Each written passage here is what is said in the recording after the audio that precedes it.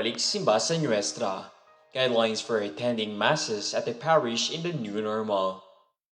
Entry to the church. Wear face mask upon going to the church. No face mask, no entry policy. Number 2. Observe social distancing at all times. Number 3. Scan QR code or parish pass upon entrance. The QR code or PEP will be filled up online prior to the Mass. It will also serve as a health check form. You may also opt to fill up this form in the parish. Please bring your own pen. With this choice, you will have to leave the form on your seat before leaving after the Mass. Number 4. Have your body temperature checked by the parish personnel. Number 5. Make sure to sanitize shoes upon entering at the disinfecting mat. Hand sanitizer will be placed in select areas of the parish to ensure safety. Do's and don'ts during the Mass. Collection. Don't. Please make sure to not touch any collection basket. Do. Wait for an usher to collect offerings. Only the usher is allowed to touch these baskets. Number 2. Our Father. Don't. Don't hold hands with anyone on your side during Our Father. Do. Put your hands together near your chest while singing the Our Father. Giving of peace. Don't. Refrain from kissing, handshaking, or any contact with anyone during giving of peace. Do. Respectfully bow your head instead as a sign of peace. Communion. Don't. Refrain from speaking during communion. Refrain also from receiving communion through the mouth. Do. Bow when receiving communion. The response Amen will be said before Mass goers queue in. Stand at the distance marker set on the floor when receiving communion. Exiting the pews. Don't. Refrain from exiting at the same time with other Mass goers. Do. Please leave the health check form on your seat. Wait for others to exit. Make sure to follow the direction markers upon exiting. Veneration. Don't. Refrain from touching and other kinds of contact any image inside the parish. Do. When venerating, strictly observe the distance set by the parish, respectfully bow and do the sign of cross as alternative. Exiting the church. Do. Observe social distancing while exiting. Let us be patient and wait for others. Exit only at the designated areas.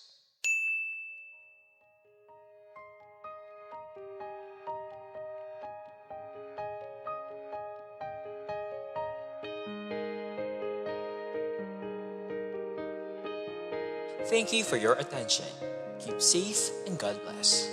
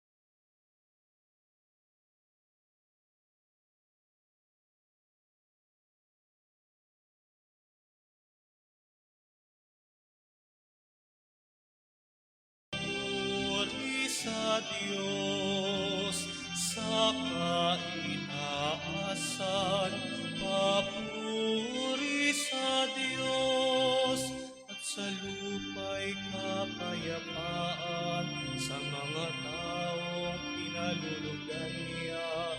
Pinupuri ka namin, pinarangal ka namin, sinasamba ka namin, ipinagbubuni ka namin. Papuri sa Diyos, papuri sa Diyos, sa kaitaasan, papuri sa Diyos. Pinasasalamatan ka namin sa iyong dakilang angking kapurihan. Panginoong Diyos, Hari ng langit, Diyos amang makapangyarihan sa lahat. Panginoong Hesukristo, bugtong na anak. Panginoong Diyos, Kordero ng Diyos, anak ng Ama. Papuri sa Diyos, papuri sa Diyos, sa kaitaasan, papuri sa Diyos. Ikaw na nag-aalis ng makakasalanan ng mundo, maawa ka sa amin, maawa ka. Ikaw na nag-aalis ng mga kasalanan ng mundo, tanggapin mo ang aming kahilingan. Ikaw na naluklok sa kanan ng Ama. Papuri sa Diyos, papuri sa Diyos, sa kaitaasan, papuri sa Diyos, sapagkat ikaw lamang ang banal at ang kataas-taasan. Ikaw lamang, O Jesucristo, ang Panginoon, kasama ng Espiritu Santo, sa kadakilaan ng Diyos Ama. Amen. Papuri sa Diyos, papuri sa Diyos, sa kaitaasan, papuri sa Diyos, sa kaitaasan, papuri sa Diyos. Manalangin tayo. Ama naming makapangyarihan, nililiwanagan ng iyong maasahang ilaw ang mga naliligaw na iyong pinababalik sa daan para ikaw ay matagpuan.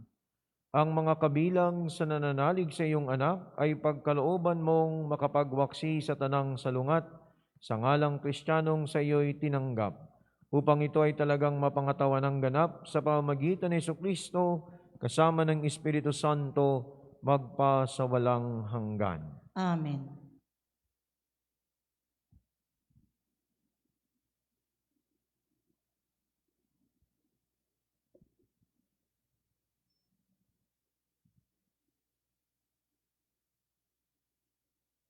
Pagbasa mula sa aklat ni Propeta Isaías.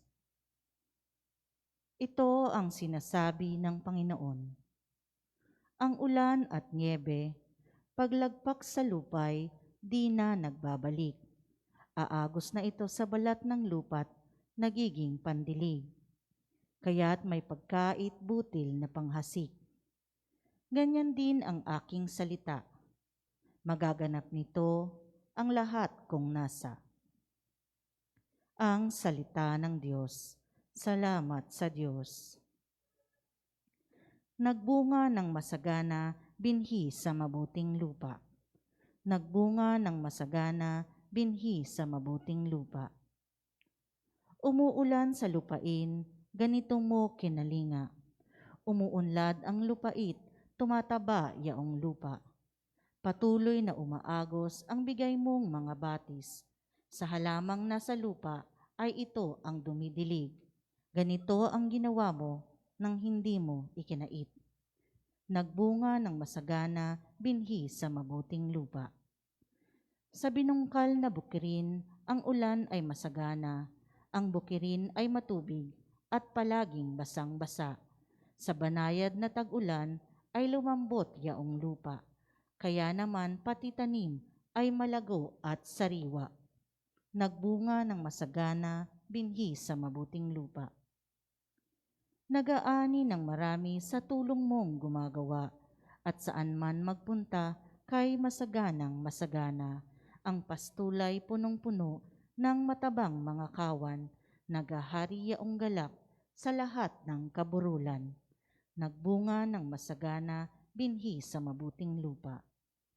Gumagala yaong tupa sa gitna ng kaparangan, at hitik na hitik man din ang trigo sa kapatagan.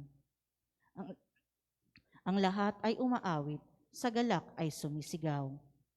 Nagbunga ng masagana, binhi sa mabuting lupa. Pagbasa mula sa sulat ni Apostol San Pablo sa mga taga-Roma. Mga kapatid, saganang akin, ang mga pagtitiis sa kasalukuyan ay hindi maihahambing sa ihahayag na kaluwalhatiang sa atin. Nananabik ang sangnilikha na ihayag ng Diyos ang kanyang mga anak. Nabigo ang sangnilikha, hindi sa kagustuhan nito, kundi dahil ito ang niloob ng Diyos.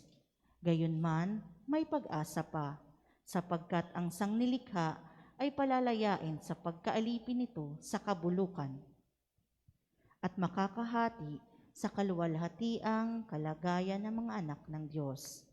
Alam natin na hanggang ngayon, ang sangnilikha ay dumaraing sa paghihirap. Hindi lamang sila, tayo mang tumanggap ng Espiritu bilang unang kaloob ng Diyos ay napapahimutok, samantalang hinihintay natin ang pag-aampon sa atin ng Diyos, ang pagpapalaya sa ating mga katawan. Ang salita ng Diyos. Salamat sa Diyos. Tumayo po tayo.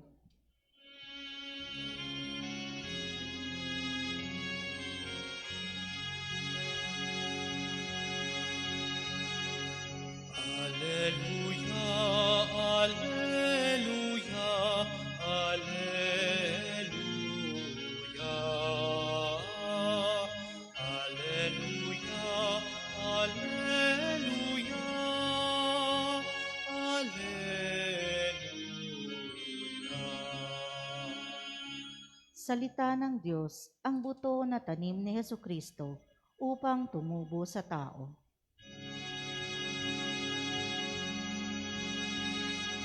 Alleluia, alleluia, alleluia. Alleluia, alleluia, alleluia.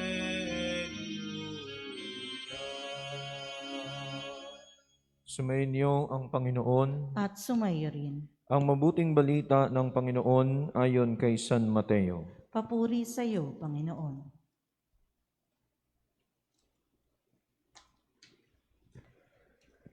Noong panahong iyon, Si Jesus ay lumabas ng bahay at naupo sa tabi ng lawa.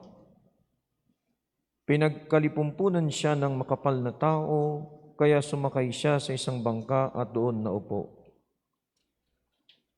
Nasa dalampasigan na ang mga tao at nagturo siya ng maraming bagay sa pamamagitan ng mga talinghaga.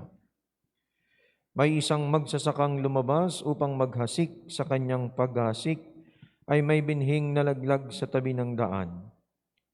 Dumating ang mga ibon at tinuka ang mga iyon. May binhi namang nalaglag sa kabatuhan, sapagkat manipis lang ang lupa roon. Sumibol agad ang binhing iyon, ngunit nang mapabilad sa matinding sikat ng araw, ay natuyo, palibhasay walang gaanong ugat. May binhi namang nalaglag sa dawagan. Lumago ang mga dawag at ininis ang mga iyon. Ngunit ang binhing nalaglag sa mabuting lupa ay nag-uhay, may tig 100, may tig 60, at may tig 30 butil ang bawat uhay. Ang may pandinig ay makinig. Ang mabuting balita ng ating Panginoon. Pinupuri ka namin, Panginoong Hesukristo. Magandang umaga muli sa inyong lahat, mga kapatid. Na umaga, Father. Tayo ngayon ay nasa ika-15 linggo sa karaniwang panahon. At kung napakinggan natin ng mabuti ang ating mga pagbasa, gayon din ang ating mas lalo tigit ang ating ebanghelyo, makikita natin na si Jesus sa tuwing siya'y magtuturo ay lagi siyang gumagamit ng talinhaga. Talinhaga sapagkat ang talinhaga ay naihahalin tulad sa buhay natin bilang tao. Talinhaga sapagkat ang mga karanasan ay sumasalamin din sa karanasan natin sa araw-araw. Talinhaga dahil maihahalin tulad ni Jesus ang mga bagay na iyon sa mga panahon, pagkakataon at sitwasyon na ating pinagdadaanan. Kaya nga po, narinig natin sa ebanghelyo natin ang talinghaga ng paghasik ng binhi. Siguro kung sa isang magsasaka ay mag-iisip siya ng mabuti bago niya itanim o ihasik ang binhi. Aayusin niya ang lupa, ihahanda, patutubigan, upang nang sa gayon kapag siya'y nagtanim ay maganda ang tubo ng binhi. Pero sa Diyos iba Ipinapakita sa talinhaga natin dito na ang Diyos ay pwedeng maghasik ng binhi sa kahit kanino sa atin, sa kahit kaninong tao, mabuti man o masama. Ang kabutihan at ang kasamaan, sabay yan umuusbong Hindi mo pwedeng mapigilan yan. Kung mayroong mga mabubuting tao na nakikita natin, mayroon din namang mga masasamang tao. Kung mayroong maayos ang kanilang kalooban o maluwag ang kanilang kalooban, mayroon din namang mga tao na nagtatanim ng galit, ng puot, ng sama ng loob. Pero sabay iyan, sapagkat ganun ang Diyos. Binibigyan ng pagkakataon ang lahat. Kaya nga, kung meron tayong marahil aral na makukuha sa ebanghelyo natin ngayon, ano-ano yung mga aral na yon? Unang aral, ang Diyos ay nagtanim ng binhi sa puso, sa buhay ng tao, sa pamamagitan ng salita, mabuti man o masama. Ngayon, kung ang Diyos ay nagtanim ng binhi sa atin, depende yan kung paano natin tinatanggap, paano natin inihahanda, paano natin pinalalago sa ating buhay. Kaya nga, di ba, papansinin ninyo, sa una, sa kanyang pag-asik, may binhing nalaglag sa tabi ng daan. Ibig sabihin, kung ito'y nalaglag sa tabi ng daan, hindi iyon magbubunga kasi nga hindi naman iyon mag-uugat dahil iyon ay nalaglag sa daan. Unti-unti lang yun mabubulok, unti-unti lang yung maaapakan. Ibig sabihin, paano natin tinatanggap ang salita ng Diyos? Ito ba'y tunay nating pinag-uugat? Ito ba'y tunay nating pinatatatag? O basta lamang marinig natin at tapos na? Hanggang doon na lang. Pangalawang aral na pwede nating makuha sa ebanghelyo natin ngayon ay kung papaanong ang paghahatol ng Diyos ay iba sa paghahatol ng tao. Natural, pag sa tao, gumawa ka ng mali, gumawa ka ng masama, natural, hahatulan ka. Or kaya naman ay kung depende sa kung ano yung ginawa mo, ay doon ka huhusgahan ng tao. Pero kung papansinin ninyo, ang Diyos iba eh. Di po ba? Maraming beses na tayo nagkakamali, maraming beses na tayo nagkakasala. Kung tutuusin, pwede naman ang tapusin ng Diyos yung buhay mo, yung buhay natin. Kapag tayo nagkamali at nagkasala. Pero hindi eh. Binibigyan tayo lagi ng pagkakataon. Ang mahirap lang kapag ang tao ay umabuso sa maraming pagkakataon na ipinagkaloob sa kanya ng Diyos. Sa bagay, sinasabi nga natin, hindi man natin ngayon maramdaman ang hatol ng Diyos, pero sigurado sa kabilang buhay, hahatulan ka ayon sa iyong ginawa. So kaya makikita natin dito sa ebanghelyo natin, may binhi namang nalaglag sa dawagan, lumago ang dawag at ininis ang mga iyon. Ngunit ang binhing nalaglag ay hindi naman masyadong nagbunga din, sapagkat nag-aagawan kung ito ba ay lalago o ito ba ay mamamatay. Ganon din po sa buhay natin. Kung tinanggap natin ang salita ng Diyos, pero hindi naman iyon nakakabuti sa ating buhay, hindi naman yun nakakapagpabago sa ating pag-uugali, ay useless lang din. Kaya nga sabi ko po sa inyo, kahit ilang replay mas pang panoorin natin, ilang online mas pang panoorin natin para magsimba, kung wala naman nangyari sa buhay natin, mag-isip-isip ka na. Kasi baka hindi naman pala epektibo ang salita ng Diyos sa iyo. Tatandaan ninyo, hindi ang tao ang nagpapabago sa salita ng Diyos. Ang salita ng Diyos ang dapat nagpapabago sa tao. Bakit? Kasi ang salita ng Diyos ay ang mismong mga gawa ng Diyos. At syempre, panghuli, ngunit ang binhing nalaglag sa mabuting lupa ay nag-uhay. May tig 100, may tig 60 at may tig 30 butil ang bawat uhay. So kung ang ating mga sarili ay tunay nating inihanda, tinanggap natin ang salita ng Diyos, para sa ilan araw-araw dahil sila araw-araw na nagsisimba, para sa ilan linggo-linggo dahil gusto nilang marinig ang salita ng Diyos tuwing araw ng linggo. Hindi lamang bilang obligasyon nila dahil magsimba, kundi para mapalalim ang kanilang relasyon sa Diyos. Kung tunay na ang salita ng Diyos ay nagbunga, magpasalamat tayo. Kasi ibig sabihin, bagamat tayo nagkakamali, nagkakasala, hinahayaan natin na ang Diyos ang gumawa ng paraan para tayo ay lumago sa grasya ng Kanyang salita. Kaya nga't sinasabi dito, may tig 100, may tig 60 at may tig 30 butil. Kasi ang paglago naman ng tao, hindi naman yan agad-agad eh. Gradual naman yan, paunti-unti. May ilang mabagal, may ilang medyo mabilis, may ilan naman na sobrang bilis. Pero sinasabi ko nga lagi, wala naman sa pabilisan yan. nasa epekto yan ng salita ng Diyos sa iyong buhay bilang tao. Nasa epekto ng salita ng Diyos sa ating buhay sa araw-araw nating ginagawa. Mga kapatid, malinaw na ang binhi ng Diyos ay itinanim sa atin.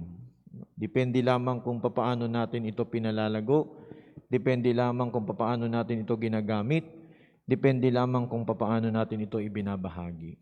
At sa pandemyang ito na ating pinagdadaanan, maraming pagkakataon na tayo binigyan ng Diyos para lumago sa ating pananampalataya.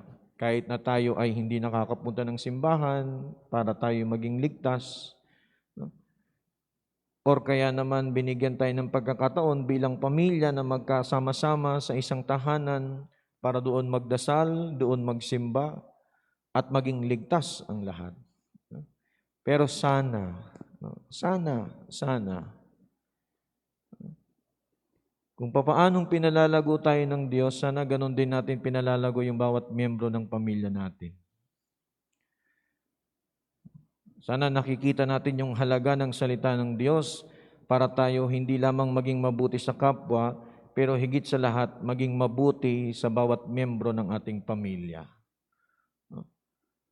Maging maunawain, maging matyaga, handang makinig, huwag humusga. Sapagkat ang Diyos kailanman hindi tayo hinusgahan. Kasi kung huhusgahan talaga tayo ng Diyos, at ganun din siya kalupit humusga katulad ng tao, baka marami sa atin dito wala na. Hindi lang dahil sa COVID, pero dahil siguro sa mga kasalanan na ating nagawa. Pero iba ang paghuhusga ng Diyos sa paghuhusga ng tao. So sa pagpapatuloy ng ating misa, makita natin nawa na ang biyaya ng salita ng Diyos ay tunay na ipinunla sa atin. Depende lang paano natin tinatanggap, paano natin may sa buhay, at paano natin maibabahagi sa ating kapwa. Kaya nga sa bandang huli, di ba ang sabi ni Jesus, ang may pandinig ay makinig. Amen. Magsitayo tayong lahat, ipahayag natin ang ating pananampalataya. Sumasampalataya ako sa Diyos amang makapangyarihan sa lahat na may gawa ng langit at lupa. Sumasampalataya ako kay Jesucristo, iisang anak ng Diyos, Panginoon nating lahat. Nagkatawang tao siya, lalang ng Espiritu Santo, ipinanak ni Santa Mariang Birhen, pinagpakasakit ni Poncio Pilato, ipinako sa krus, namatay, inilibing. Nanaog sa kinaroroonan ng mga yumao ng may ikatlong araw na buhay na magmuli. Umakyat sa langit, naluluklok sa kanan ng Diyos amang makapangyarihan sa lahat. Doon magmumulang paririto at uhukom sa nangabubuhay at nangamatay na tao. Sumasampalataya naman ako sa Diyos Espiritu Santo, sa banal na simbahang Katolika, sa kasamahan ng mga banal, sa kapatawaran ng mga kasalanan, sa pagkabuhay na muli ng nangamatay na tao, at sa buhay na walang hanggan. Amen. Itinuturing ni Jesus na pinagpala ang lahat ng nakikinig sa kanyang salita at nagsasabuhay nito.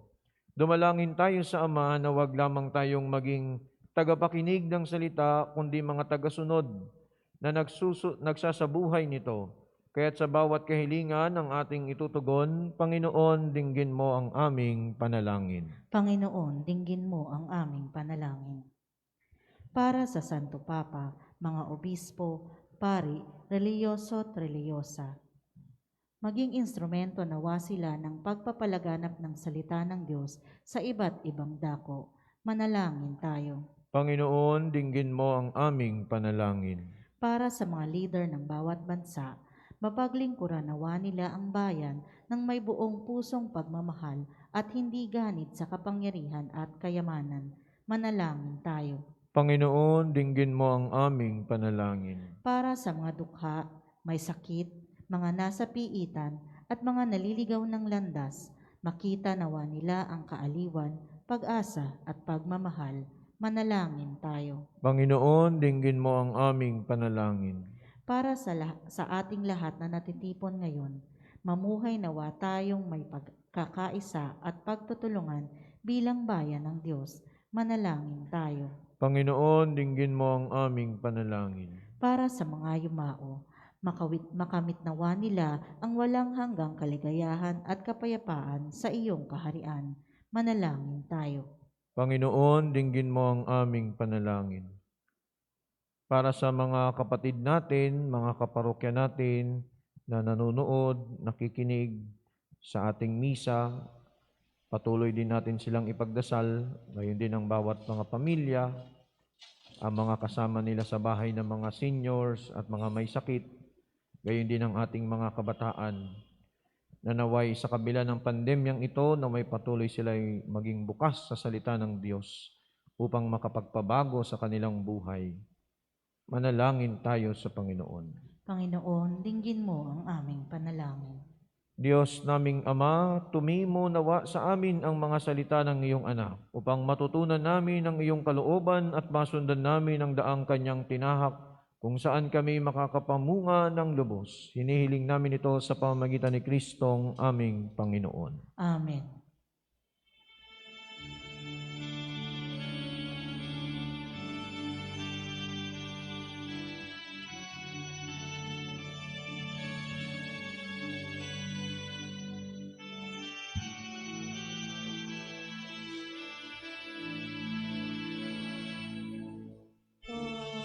Pag-alay namin sana ay kalugdan mo, isang bayan na nagpupugay, nagmamahal sa'yo. Saan yun itong tinapay na nagdudulot ng buhay at alak na sagisag ng bigay mong kaligtasan?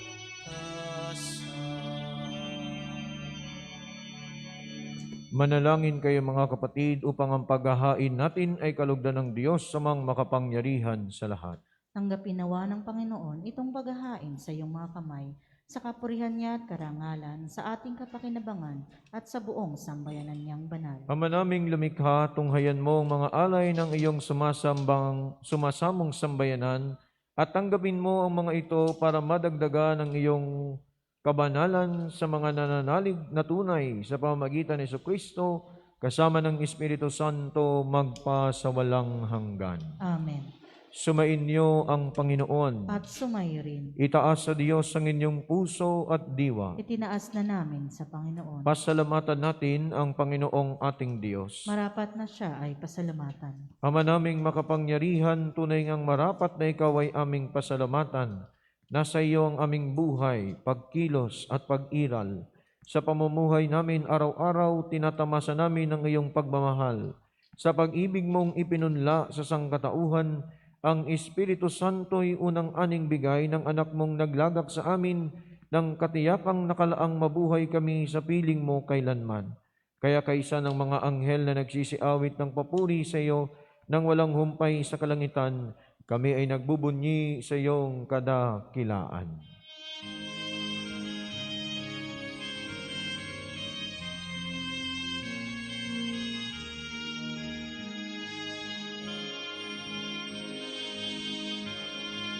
Santo, Santo, Santo, Diyos na makapangyarihan, napupuno ang langit at lupa ng kalwalhatian mo.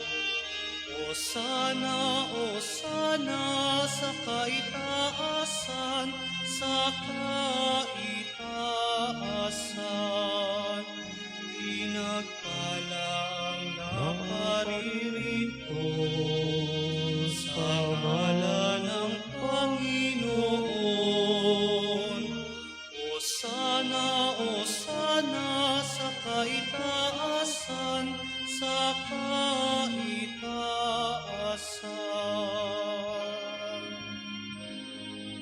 「Ama naming banal, ikaw ang bukal ng tanang kabanalan, kaya't sa pamamagitan ng iyong Espiritu, gawin mong banal ang mga kaloob na ito, upang para sa amin ay maging katawan at dugo ng aming Panginoong Jesucristo. Bago niya pinagtiis ang kusang loob na maging handog, hinawakan niya ang tinapay, pinasalamatan kaniya, pinaghati-hati niya iyon, iniabot sa kanyang mga alagad at sinabi, "Tanggapin ninyong lahat ito at kanin. Ito ang aking katawan na ihahandog para sa inyo."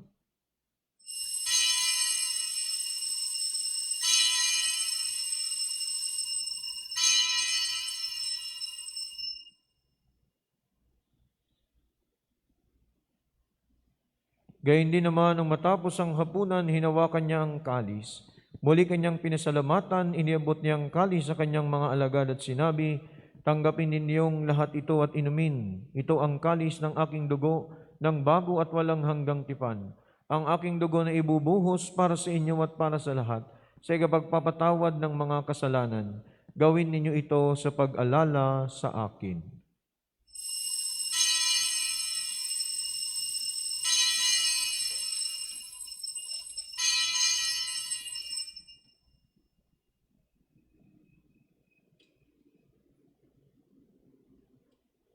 Ipagmunyi natin ang misteryo ng ating pananampalataya.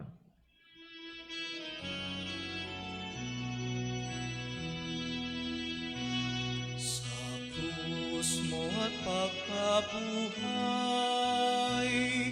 kami natubos mong tunay.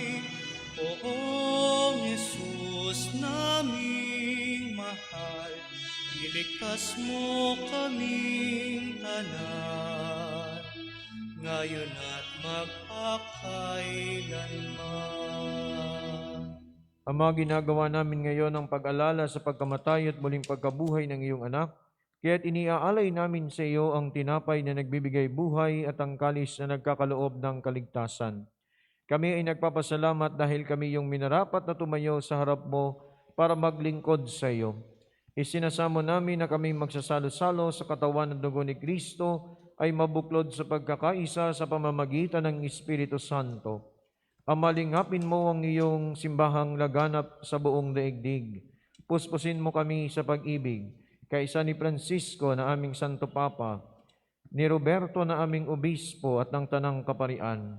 Alalahanin mo rin ang mga kapatid naming nahimlay, nang may pag-asang sila'y muling mabubuhay, gayon din ang lahat ng mga pumanaw. Kaawaan mo sila at patuloyin sa iyong kaliwanagan. Kaawaan mo at pagindapatin kaming lahat na makasalo sa iyong buhay na walang wakas. Kaysa ng mahal na Birheng Maria na Ina ng Diyos, si San Jose na kanyang esposo, kaysa ng mga apostol at ng lahat ng mga banal na namuhay dito sa daigdig ng kalugod-lugod sa iyo, may pagdiwang nawa namin ang pagpupuri sa ikararangal mo sa pamamagitan ng iyong anak na aming Panginoong Hesukristo. Sa pamamagitan ni Kristo, kasama niya at sa Kanya, ang lahat ng parangal at papuri ay sa iyo. Diyos amang makapangyarihan, kasama ng Espiritu Santo, magpa sa walang hanggan. Amen, amen.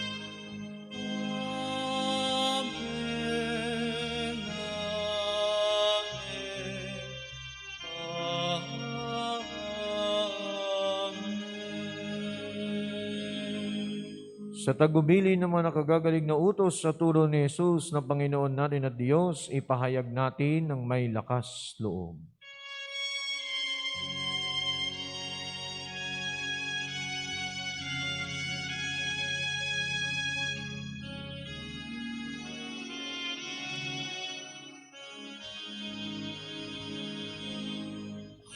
Ama namin, sumasalangit ka, sambahin ang ngalan mo.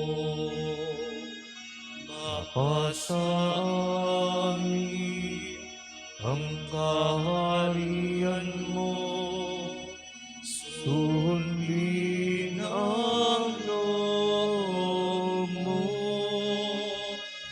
Ito sa lupa Harani sa langit, bigyan mo po kami ngayon ng aming kakanin sa araw-araw at patawarin mo kami sa aming mga sala para ng pagpapatawad namin sa nakakasala sa amin. At huwag mo kaming ipahintulot sa tukso, at iadya mo kami sa lahat ng masama. Hinihiling namin na kami yadiyas sa lahat ng masama, pagkalooban ng kapayapaan sa araw-araw, iligtas sa kasalanan, ilayo sa lahat ng anumang kapahamakan. Samantalang aming pinananabika ng dakilang araw ng pagpapahayag ng tagapagligtas naming si Heso Kristo. Sapagkat iyo ang kaharian at ang kapangyarihan at ang kapurihan, magpakailanman. Amen. Panginoong Kristo, sinabi mo sa iyong mga apostol, kapayapaan ang iniiwan ko sa inyo, ang aking kapayapaan ang ibinibigay ko sa inyo. Tunghayan mo ang aming pananampalataya, wag ang marami naming pagkakasala. Pagkalooban mo kami ng kapayapaan at pagkakaisa ayon sa iyong kalooban, kasama ng Espiritu Santo, magpa sa walang hanggan. Amen. Ang kapayapaan ng Panginoon ay lagi nawang sumainyo. At sumayo rin. Mga kapatid, tayo ngayon ay magbigayan ng kapayapaan sa isa't isa. Peace be with you.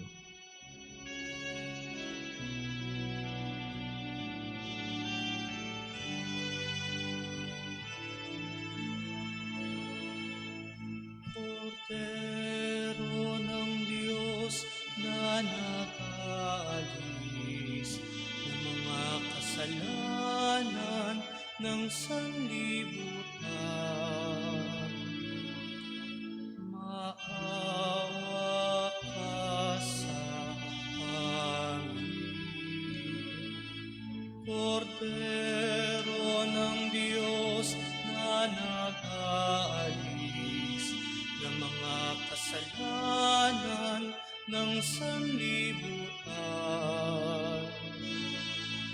maawa ka sa amin. Agnus Dei Quitoris, peccata mundi, dona nobis pacem, dona nobis pacem, dona nobis pacem.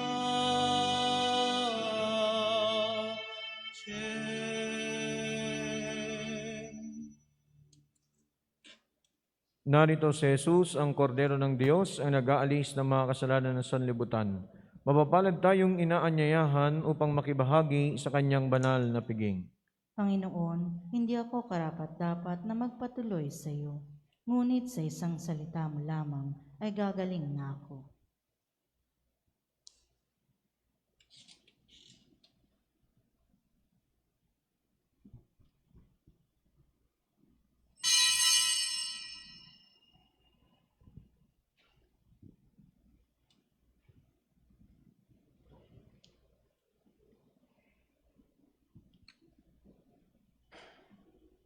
Katawan ni Kristo. Amen.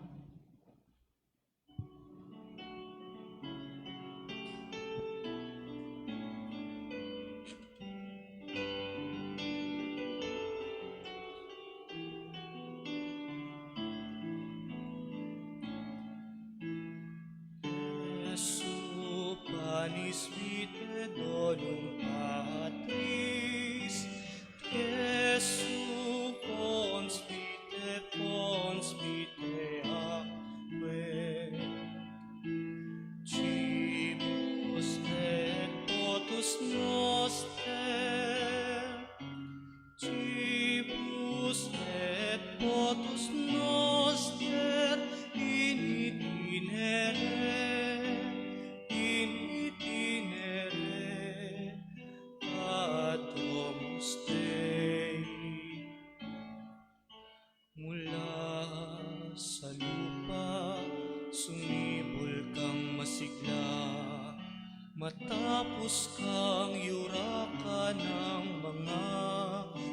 sama. Sumilang ang liwanag ng mga nawawala, tinapay na ang buhay, pagkain ng dukha. Jesu panis vitae donum Patris, Jesu fons vitae acque, Cimus et totus noster, Cibus et totus noster, in itinere ad Domus Dei.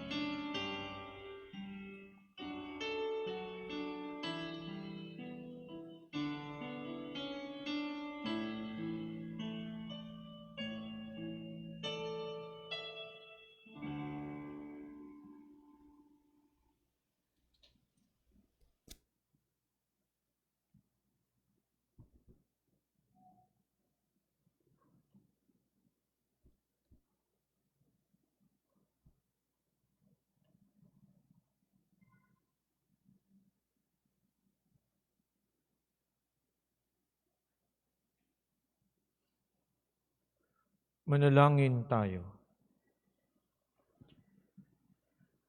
Ama naming mapagmahal, kaming mga pinapagsalo mo sa piging ng banal ay makatanggap nawa ng bungang karagdagan ng iyong pagliligtas, na aming ipinagdiriwang sa pamagitan ni Jesucristo, kasama ng Espiritu Santo, magpa sa walang hanggan. Amen. Magsiupo po tayo pansamandali at para po sa mga ilang paalala. Unang-una po, dahil ang ating parokya ay bukas na ang implementation po ng ating gagawin na 10% or 10 people, depende po kung ano yung ng kapasidad ng ating simbahan, ay sisimulan po natin sa Lunes. No? Pero yung mga gusto pong magsimba, kailangan po munang makapag-fill up doon sa ating QR code na atin pong makikita sa ating parish Facebook page. No? Para po ma-assure lang din po natin kung ilan yung talagang makakapunta at makakasimba sa atin sa araw-araw. No? Yung atin pong daily mass. Yung atin pong anticipated at Sunday mass ay gagawin natin sa susunod na linggo. Simula po ng Sabado ng hapon ay magkakaroon tayo ng 2 misa, alas 4 at alas 6. Sa linggo naman po ay yung usual Sunday Mass po natin na alas 7, alas 9, alas 4 at alas 6. Sa bawat pagsisimula po ng misa at sa bawat pagkatapos ng misa ay magkakaroon din po ng disinfection. No? Kaya po pinapaalalahanan ng lahat na magsisimba na hindi po kagad magpapapasok pagkatapos ng misa sapagkat gagawin ang disinfection. Ang atin pong simbahan ay mayroon lamang isang entrance at isang exit. No? Kung saan sa entrance, bago po tayo pumasok sa loob ng simbahan, ay isasagawa yung tinatawag nating pagkuha ng temperatura. Gayon din naman yung pagdi-disinfect bago pumasok. At gayon din naman po yung pag-access po natin sa ating QR code para po sigurado na tayo ay nakapagpareserba sa ating misa. At pagkatapos po ng misa, ay dito po ang ating exit. Hindi po tayo pwedeng magsalubong dyan sa harap o marahil sa gitna ng ating pong simbahan. No? Kaya pinapaalalahanan ko din po na lahat ng mga magsisimba ay hindi rin po tayo pwedeng mag-standby pagkatapos ng misa. No? So, yung atin pong kandilaan ay inalis na po natin muna dito. Doon po natin inilagay sa may gilid ng ating comfort room, palabas sa exit, para sa mga gustong magsindi ng kandila. At muli po ipapaalala ko yung paghawak sa mga imahen o mga santo na nandito sa ating simbahan. Hindi rin po muna natin ipinahihintulot iyon. No? Maaari po tayong tumayo sa harap ng imahen o ng santo para magdasal at pagkatapos ay magbow. No? Iwasan po natin yung paghawak. At gayon din po yung pag-akyat sa ating sanktuaryo.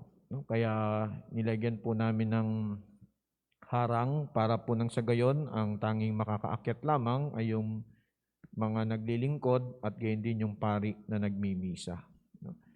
At pangatlo, sa lahat ng mga gustong magsimba, lalo tigit sa edad na 21 pataas hanggang 59, siguraduhin nyo lang po na sundin yung patakaran na ipatutupad ng ating parokya. No? Magsuot ng face mask or kung may face shield, mas maganda. Laging magdala ng alcohol bilang pang-disinfect sa inyong mga kamay. No? Gayun din naman, siguraduhin po ninyo na kapag kayo lalabas ng inyong bahay, lagi po kayong naka-face mask. Kasi po pwede na po kayong hulihin kapag kayo walang face mask. No? So para po sa kaligtasan ng lahat, hindi po masamang sumunod kung ito naman ay ikaliligtas natin. No? So muli po, yung mga adjustment na ating gagawin para sa mga susunod na araw at sa darating na susunod na linggo ay i-anunsyo po natin. Patuloy lang po kayong makinig, manood doon sa ating parish Facebook page para sa mga ilang announcement. Marami pong salamat. Magsitayo tayong lahat. Pahabol lang po pala sa mga kabataan natin at 21 pababa at mga seniors na 60 pataas ay magkakaroon pa rin po ng distribution ng communion sa mga areas.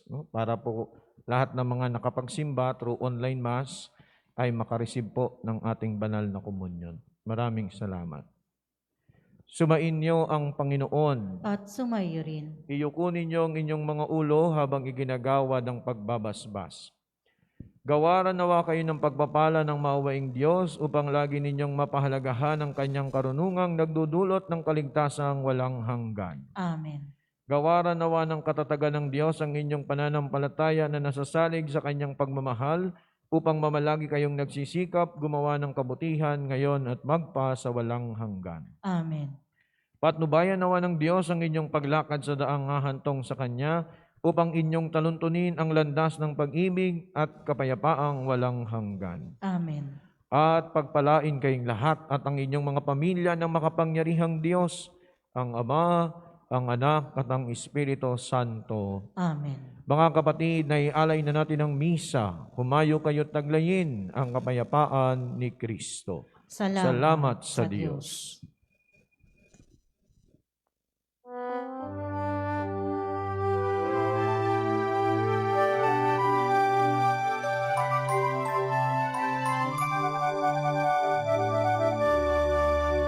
O Maria, aming ina at reyna,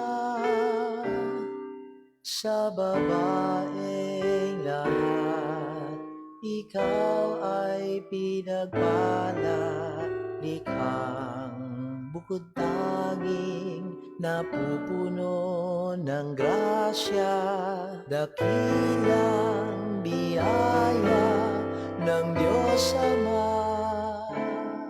Ina ng Diyos, kami bigyang pansin. Kay Jesus, dali naming dalangin. Gabayan sa tuwing aming paglalakbay, landas tungo sa langit sana ay mabaybay. Nuestra Señora de la Paz y buen viaje. Naway matugunan, hatid mong mensahe, pagmamahal sa Diyos at sa kapwa-tao, kapayapaang ganap ay matatangon.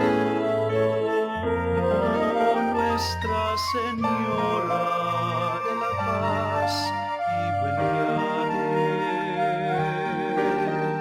Naway matugunan, hatid mong mensahe, pagmamahal sa Diyos at sa kapwa-tao, kapayapaang ganap ay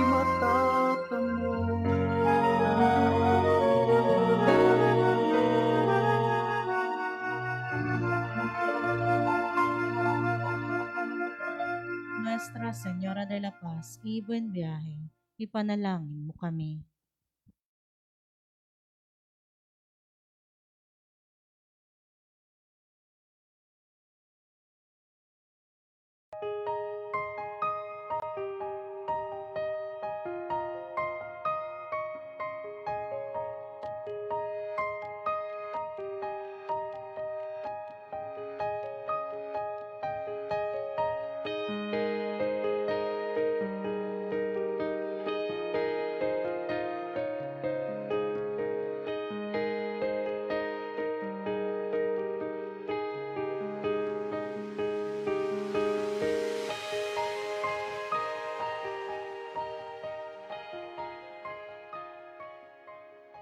Balik Simba sa Nuestra.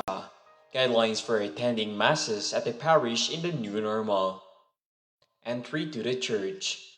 Wear face mask upon going to the church. No face mask, no entry policy. Number 2. Observe social distancing at all times. Number 3. Scan QR code or parish underpass upon entrance. The QR code or PEP will be filled up online prior to the Mass. It will also serve as a health check form. You may also opt to fill up this form in the parish. Please bring your own pen. With this choice, you will have to leave the form on your seat before leaving after the Mass. Number 4. Have your body temperature checked by the parish personnel. Number 5. Make sure to sanitize shoes upon entering at the disinfecting mat. Hand sanitizer will be placed in select areas of the parish to ensure safety. Do's and don'ts during the Mass. Collection. Don't. Please make sure to not touch any collection basket. Do. Wait for an usher to collect offerings. Only the usher is allowed to touch these baskets. Number 2. Our Father. Don't. Don't hold hands with anyone on your side during Our Father. Do. Put your hands together near your chest while singing the Our Father. Giving of peace. Don't. Refrain from kissing, handshaking, or any contact with anyone during giving of peace. Do. Respectfully bow your head instead as a sign of peace. Communion. Don't. Refrain from speaking during communion. Refrain also from receiving communion through the mouth. Do. Bow when receiving communion. The response Amen will be said before Mass goers queue in. Stand at the distance marker set on the floor when receiving communion. Exiting the pews. Don't. Refrain from exiting at the same time with other Mass goers. Do. Please leave the health check form on your seat. Wait for others to exit. Make sure to follow the direction markers upon exiting. Veneration. Don't. Refrain from touching and other kinds of contact any image inside the parish. Do. When venerating, strictly observe the distance set by the parish, respectfully bow and do the sign of cross as alternative. Exiting the church. Do. Observe social distancing while exiting. Let us be patient and wait for others. Exit only at the designated areas.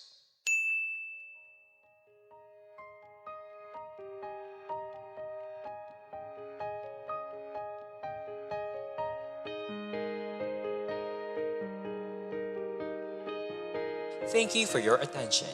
Keep safe and God bless.